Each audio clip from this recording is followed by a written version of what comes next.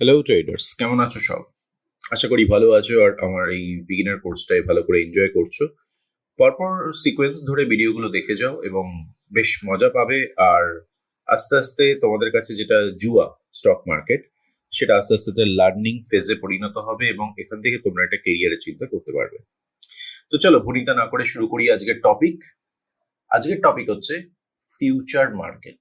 Future market তোমরা শুনেছো, তোমরা এটাও শুনেছো এফ অ্যান্ড ও, এরকম কথাটা।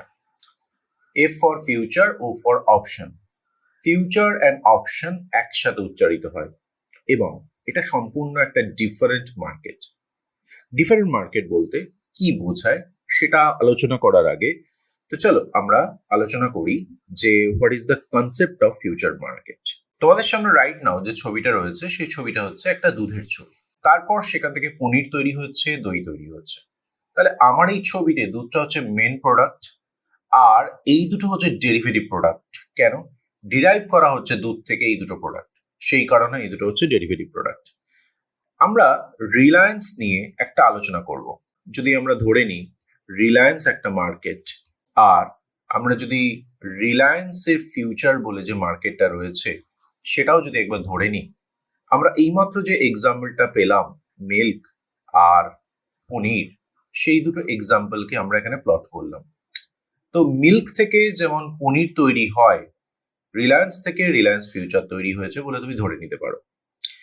যেমন একটা জায়গায় সূর্য উঠেছে, সেখানে একটা স্তম্ভ রয়েছে আর তার শ্যাডো পড়েছে। এখানে এই জায়গাটা তার শ্যাডো পড়েছে। তার মানে বলতে চাইছি যে সূর্যটা যেভাবে ট্রাভেল করবে, এই স্তম্ভটার শ্যাডো সেরকম চলতে থাকবে, অর্থাৎ এই শ্যাডোটা এই স্তম্ভের সাথে জড়িত। তো রিলায়েন্স ফিউচার তুমি ধরে নাও রিলায়েন্সের একটা শ্যাডো, মানে মিল্ক থেকে তৈরি পনিরের মতো গল্প আর কি। রিলায়েন্স থাকলে রিলায়েন্সের ফিউচার থাকবে। রিলায়েন্স যদি ওপরে ওঠে, রিলায়েন্সের ফিউচার ওপরে উঠবে। রিলায়েন্স যদি নিচে নামে, রিলায়েন্সের ফিউচার নিচে নামবে। রিলায়েন্স যদি একটা জায়গায় দাঁড়িয়ে থাকে, রিলায়েন্সের ফিউচারও একটা জায়গায় দাঁড়িয়ে থাকবে। এ ব্যাপারে যেন তোমাদের মধ্যে কোনো সংশয় না থাকে। আমরা ক্লিয়ারলি বলেছি যে রিলায়েন্স আর রিলায়েন্সের ফিউচার দুটো আলাদা মার্কেট। তাহলে আমরা দুটো আলাদা মার্কেটকে আস্তে আস্তে আলোচনা করার চেষ্টা করে দেখি ব্যাপারটা কি দাঁড়ায়। ধরো তুমি মার্কেটে গেলে এবং রিলায়েন্সের একটা শেয়ার কিনতে গেলে, মানে একটা শেয়ার কিনতে গেলে যার দাম ধরে নাও 1500 টাকা। তো তুমি কত টাকা পে করবে? ন্যাচারালি 1500 টাকা। তুমি দুটো শেয়ার কিনতে গেলে তুমি কত টাকা পে করবে? 3000 টাকা। ঠিক সেরকম ভাবে তুমি যদি রিলায়েন্সের ফিউচার কিনতে যাও, তুমি কিন্তু একটা শেয়ার কিনতে পারবে না। ওখানে শেয়ারের ইউনিটকে বলা হয় লট, মানে লট সাইজ। লট সাইজে তোমাকে কিনতে হবে। চলো ব্যাপারটা একটু এক্সপ্লেন করি। সাপোজ তোমার কাছে একটা জামা আছে, সাপোজ এটা জামা। এই জামাটা তুমি কিনেছো একটা দোকান থেকে, ইট ইজ ইউ। তুমি একটা রিটেলার থেকে কিনেছো, সেই রিটেলার একটা হোলসেলার থেকে কিনেছে। তুমি রিটেলার থেকে একটা জামা কিনেছো, কিন্তু হোলসেলার থেকে এই রিটেলারটা ওই রকম বিভিন্ন কালারের বা ওই কালারেরই 10টা জামা কিনেছে, বা আরেকটা হোলসেলার তাকে ওই ধরনেরই 12টা জামা বিক্রি করেছে। তো এই রিটেলার যখন এই হোলসেলের কাছে যাবে, সে কিন্তু এইরকম একটা দুটো জামা কিনতে পারবে না, তাকে কিনতে গেলে লটে কিনতে হবে। This is the concept of লট। একটা দোকানদার মানে একটা হোলসেল দোকানদার তাকে 10টার লট বিক্রি করেছে, আর একটা দোকানদার তাকে 12টার লট বিক্রি করেছে। এটা বলে এটা বোঝাতে চাইছি যে 10 আর 12 যেহেতু দুটো আলাদা ফিগার আর দুটো আলাদা দোকান, তাদের নিজেদের ধারণা তারা কতটা লট সাইজ রাখবে। এখানে 10টা এ বিক্রি করছে বলে একেও যে 10টাই বিক্রি করতে হবে তার কিন্তু কোনো ব্যাপার নেই। অর্থাৎ লট সাইজ বিভিন্ন রকম হতে পারে। যেমন আমরা দেখবো একটু বাদে রিলায়েন্সের লট সাইজ হচ্ছে 500। তাহলে কি দাঁড়ালো? আমি যদি একটা শেয়ার কিনতে চাই রিলায়েন্সের, তাহলে আমি 1500 টাকা দেবো। যদি রিলায়েন্সের ফিউচার কিনতে চাই, তাহলে আমি পে করব 1500 ইন্টু 500 টাকা, যেটা হচ্ছে হবে সাইজ এখানে 7.5 লাখ টাকা হবে। এবার তোমরা যখন রিলায়েন্সের ফিউচার কিনতে যাবে, তখন দেখবে 7.5 লাখ টাকা লাগছে না। কত লাগছে? এই আলোচনাটা নেক্সট ক্লাসের বিষয়, আজকের না। আজকে আমরা ফিউচার জিনিসটা কি সেটা আমি ভালো করে দেখব। আমরা চলে এসেছি অ্যাঞ্জেল ওয়ানের ড্যাশবোর্ডে, যেখানে রিলায়েন্স দেখতে পাচ্ছি বাঁদিকে আর রিলায়েন্সের ফিউচার দেখতে পাচ্ছি ডান দিকে। রিলায়েন্স আমি এখানে যদি বাই করতে চাই, বাইতে ক্লিক করলাম, দেখলাম একটা কোয়ান্টিটি রিলায়েন্সের দাম হচ্ছে 271 টাকা দেখাচ্ছে। এটা তোমরা অলরেডি আমার আগের ভিডিও দেখেছো, ইন্ট্রাডেতে আছে বলে আমি ডেলিভারিতে চেঞ্জ করছি। রিলায়েন্সের আজকে দাম হচ্ছে 1352 টাকা 30 পয়সা। আমি এখানে লিমিট প্রাইস সেট করতে পারি, তাহলে আমি এখানে ধরো দিচ্ছি 1300 টাকা। তাহলে আমি এখানে 1300 টাকায় রিলায়েন্সকে পেয়ে যাচ্ছি। এই 1 টাকা 63 যেটা দেখছো, এটা মেবি চার্জেস হবে, ইগনোর দ্যাট পার্ট। আমি শুধুমাত্র 1300 টাকায় কনসেন্ট্রেট করছি, অর্থাৎ 1300 টাকায় আমি জিনিসটা পাচ্ছি। এবার আমি চলে আসছি ডান দিকে রিলায়েন্সের ফিউচারে। আচ্ছা, এটা ফিউচার কি করে বুঝলাম? খেয়াল করে দেখো, এফএনও এখানে লেখা আছে, এফও মানে এফএনও। রিলায়েন্সের একটা ডেট লেখা আছে, আমরা এটার ব্যাপারে একটু বাদেই বুঝবো, কিন্তু তার আগে দেখে নাও বাই করতে গেলে কত লাগছে। বাই টিপলাম। রিলায়েন্সের দেখো এখানে একটা লট, এখানে একটা শেয়ার নয় কিন্তু, আরেকবার কম্পেয়ার করো এটার সাথে। এখানে ক্লিক করছি, এখানে একটা কোয়ান্টিটি দেখাচ্ছে। তাহলে আমি যেটাকে শেয়ার বলছি, এখানে দেখছো ম্যাক্সিমাম কোয়ান্টিটি 0 শেয়ার, মানে হোয়াটএভার, মানে এটা শেয়ার বলছি, ইউনিটটাকে শেয়ার বলছে। কিন্তু এখানে যখন আমি ইউনিটটা মারছি, সেই ইউনিটটাকে বলছে লট, 1 লট। তাহলে 1 লট এখানে ক্লিয়ারলি দেখছো 500, যেটা আমি এইমাত্র আলোচনা করলাম। এবার তুমি দেখতে পাচ্ছ, আমি যদি এখানে দামটা রাখি, লাইক লিমিট প্রাইস যদি রাখি, ধরো 1300 টাকা রাখছি, তাহলে আমাকে 1300 ইন্টু 5 কত হচ্ছে? 5 13 65, মানে 6.5 লাখ টাকা হচ্ছে। আমি কি বললাম? আমাকে পুরো টাকা দিতে হবে না, আমি এখানে 1,19,000 টাকা দিচ্ছি।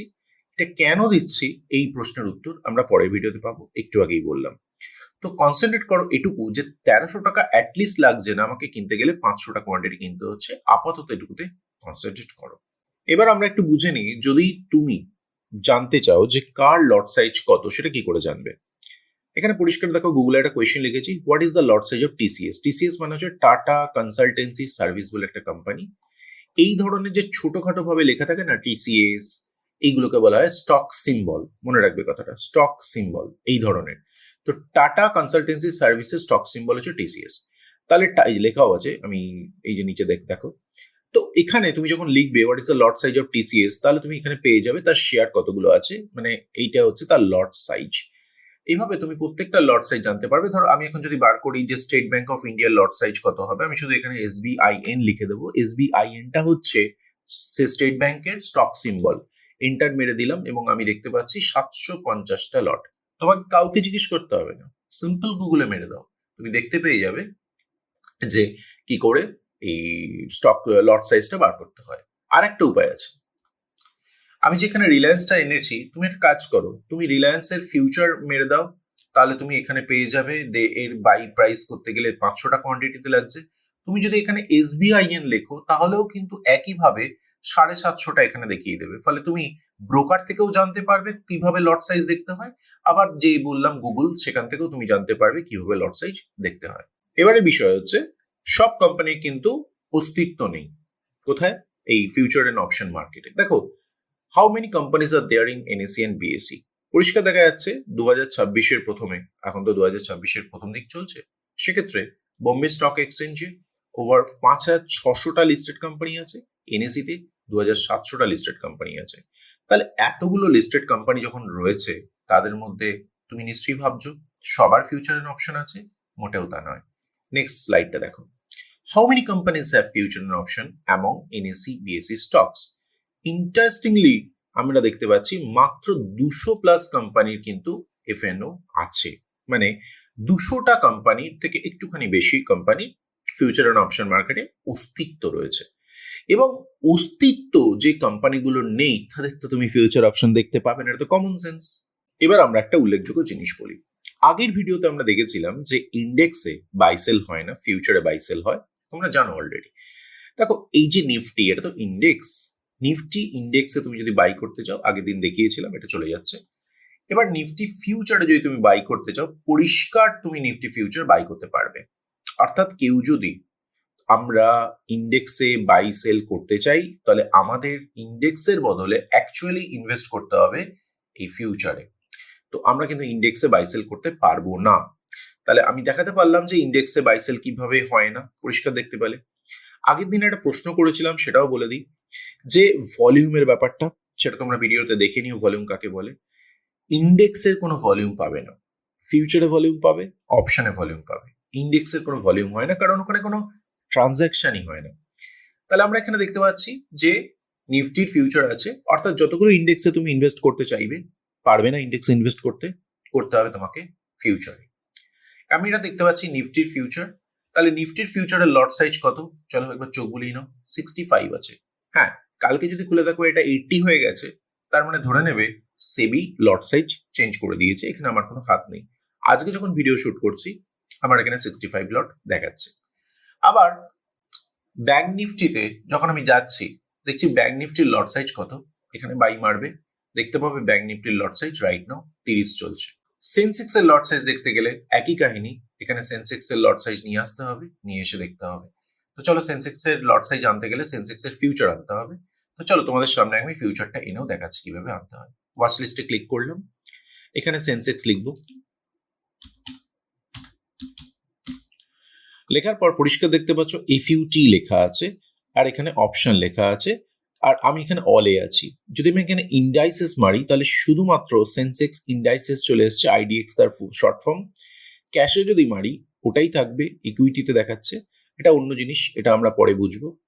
এবার ফিউচার এন্ড অপশন যদি মারি তাহলে ফিউচারটা দেখাচ্ছে, অপশনটা মারছে দেখাচ্ছে। ফিউচারে আবার অনেকগুলো ডেট দেখাচ্ছে নিচে, এই ব্যাপারে আমরা পরে বিস্তারিত আলোচনা করব। কিন্তু এখন দেখো প্রথম যে আমার ডেটটার কাছাকাছি ডেটটা আছে আজকে 1 এপ্রিল, তো ফার্স্ট যে ডেটের কাছাকাছি ডেটটা আছে সেটা হচ্ছে 30 এপ্রিল। তাহলে এইটা হচ্ছে ফিউচার, এফইউটি লেখাও আছে, আমি শুধু এখানে ক্লিক করে দেবো, দেখো এখানে ফিউচারটা চলে এলো। এইভাবে আনতে হয় ইন্ডেক্স থেকে, ফিউচারকে এখানে ড্যাশবোর্ডে আনতে হয়। এবার আমি ফিউচারে বাই সেল করবো, তো আমি এখানে বাই মারছি, দেখেছো 20টা কোয়ান্টিটি, অর্থাৎ 20টা কোয়ান্টিটি আমরা এখানে লট সাইজ হিসেবে পাবো সেন্সেক্সে। সেন্সেক্স মনে রাখবে বিএসসি প্রোডাক্ট, আগের দিন আমি বলেছি, অবশ্য মনে রাখবে। এবার একটা জিনিস তোমাদের দেখিয়ে দিই, ইন্ডিয়া ভিক্স, এই যে নামটা ভালো করে দেখে নাও, ইন্ডিয়া ভিক্স এটা এক ধরনের ইন্ডেক্স, এখানে কিন্তু কোনো বাই সেল হয় না। ইন্ডেক্স, আবার তুমি বলবে ইন্ডেক্সে তো বাই সেল হয় না, এক্ষুনি বললেন স্যার, তাহলে ইন্ডেক্সে নিশ্চয়ই, ইন্ডিয়া ভিক্সে নিশ্চয়ই ফিউচারে বাই সেল হয় না, তাও হয় না, এই জন্যই উল্লেখটা করলাম। ইন্ডিয়া ভিক্স নিয়ে আমি ডেডিকেটেড ভিডিও থাকবে, কিন্তু ইন্ডিয়া ভিক্স এর ব্যাপারে ফিউচার যেহেতু আলোচনা করছি আলোচনা করে দিই, এটাও যেহেতু ইন্ডেক্স, এর কোনো ফিউচার নেই, এখানে কোনো বাই সেল হয় না, এর কোনো অপশন নেই। ইন্ডিয়া ভিক্সটা কি কাজে লাগে আমরা ডেডিকেটেড ভিডিওতে বুঝবো, এখন জেনে রাখো ইন্ডিয়া ভিক্সে তুমি ইনভেস্ট করতে পারবে না। এবার এই স্লাইডটাই আমরা দেখি যে ফিউচার মানেই একটা এক্সপায়ারি থাকবে, তো কার কবে এক্সপায়ারি একটু ভালো করে দেখে নাও। নিফটির দু ধরনের এক্সপায়ারি আছে, একটা হচ্ছে উইকলি এক্সপায়ারি, একটা হচ্ছে মান্থলি এক্সপায়ারি, মানে প্রতি সপ্তাহে মঙ্গলবার করে এর এক্সপায়ারি হয়, দেখে পাশে লেখাই আছে টুইসডে। এটাও চেঞ্জ হয়ে যেতে পারে, বাট এখন তো আছে, এটা মনে রাখো। নিফটি হয়ে গেল ব্যাংক নিফটি, ব্যাংক নিফটির কোনো উইকলি এক্সপায়ারি নেই, ব্যাংক নিফটির শুধুমাত্র এক্সপায়ারি আছে মান্থলি এক্সপায়ারি, আর সেটাও আছে লাস্ট মঙ্গলবার অফ এভরি মান্থ। স্টকেরও এক্সপায়ারি পুরো ব্যাংক নিফটির মতো, কোনো উইকলি এক্সপায়ারি নেই, লাস্ট টুইসডেতে এর এক্সপায়ারি আছে। সেন্সেক্সের এক্সপায়ারি হচ্ছে থার্সডে, উইকলি আর মান্থলি দুটোই, এবং উইকলি এক্সপায়ারিটা নিফটির মতো আর মান্থলি এক্সপায়ারি তো এদের মতো। তাহলে এই এতগুলো এক্সপায়ারি আমরা জানলাম। হ্যাঁ, তোমাকে জনে জনে এক্সপায়ারি জানতে হবে না, এক্সপায়ারি করতে গিয়ে দেখতে হয়, তার একটা শর্টকাট আছে, আমি সেটা দেখাচ্ছি। এনএসির অপশন চেন, এটা তোমাকে আগেই দিয়েছি, বা না দিয়ে থাকলে আমি এখন নতুন দিয়ে দিচ্ছি, দেখে নাও nsindia.com/option চেন, এখানে তুমি ঢুকে এই একটা স্লাইড পাবে, এই জায়গাটা একটা পাবে ড্রপডাউন, এখানে তুমি ক্লিক করবে, এখানে যত রাজ্যের ইন্ডেক্স আছে তুমি পেয়ে যাবে। হ্যাঁ, অবশ্যই এনএসি তে হতে হবে, আর যেহেতু সেন্সেক্স এনএসি তে নেই, তুমি এখানে সেন্সেক্স কিন্তু দেখতে পাবে না। আমরা কি বললাম, নিফটিতে ক্লিক করলাম, তাহলে এই যে টেবিলটা আছে এটা একটা অপশন চেন। হ্যাঁ, এই জিনিসটা কি, এটা হচ্ছে অপশন মার্কেটের একটা বিষয়বস্তু। তাহলে আমি এটা খুলেছি কেন, এটা খুলেছি এই কারণে, ফিউচার পড়ছি তো, সেখানে এক্সপায়ারি ডেট আছে, অপশনেও এক্সপায়ারি ডেট আছে, দুটো ডেট ম্যাচ করে, সেই জন্য আমরা এখান দিয়েই এক্সপায়ারি ডেটটা বুঝে নিতে চাইছি। তো নিফটির এক্সপায়ারি ডেট দেখো 30 মার্চ, আর 30 মার্চ ওভার হয়ে গেছে, এখনো পর্যন্ত 1 এপ্রিল মার্কেট খোলেনি।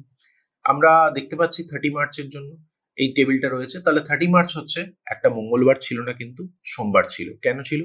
বিকজ তার পরের দিন 31 মার্চ ছিল হলিডে, তাহলে আমরা দেখতে পেলাম যেদিন হলিডে থাকে এক্সপায়ারি প্রয়োজন পড়লে তার একদিন আগে পিছিয়ে আসে, মানে মঙ্গলবার থাকলে সোমবার হয়ে যায়।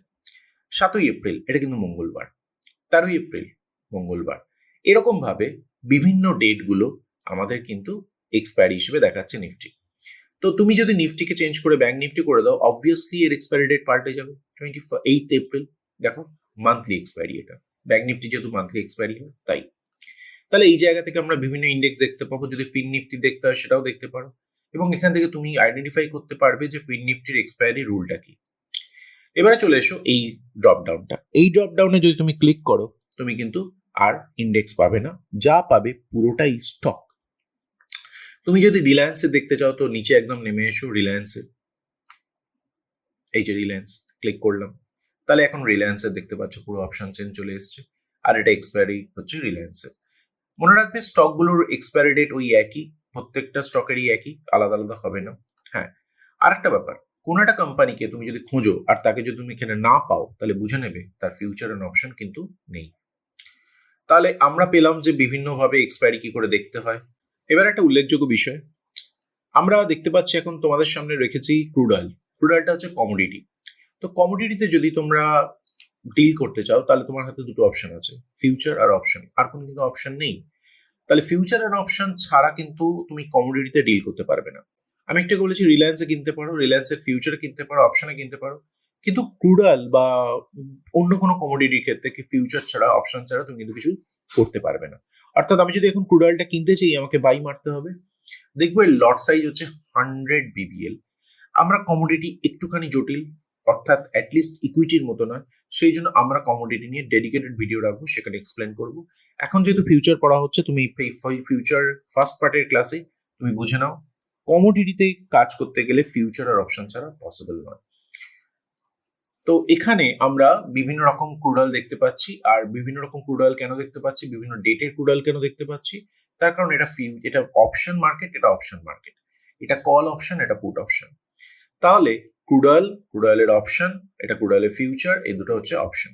তাহলে ফিউচার মার্কেটের ফার্স্ট পার্ট তোমাদের সামনে তুলে ধরলাম, আশা করি ভিডিওটা ভালো লেগেছে। এর পরের পার্টে আমি ফিউচারটা টোটাল শেষ করব, পার্টটা বড় হয়ে যাচ্ছে তাই আমি এখানে স্টপ করছি। ভালো থাকবে, লাইক শেয়ার সাবস্ক্রাইব তোমাদের থেকে এক্সপেক্ট করছি, কমেন্টে জানাবে কেমন লাগছে, আর যদি কোনো প্রশ্ন থাকে, আমার বোঝানোর মধ্যে যদি কোনো প্রবলেম থাকে ডিটেলসে কমেন্টে লেখো, আমি ঠিক উত্তর দিয়ে দেবো। ভালো থেকো, বাই বাই।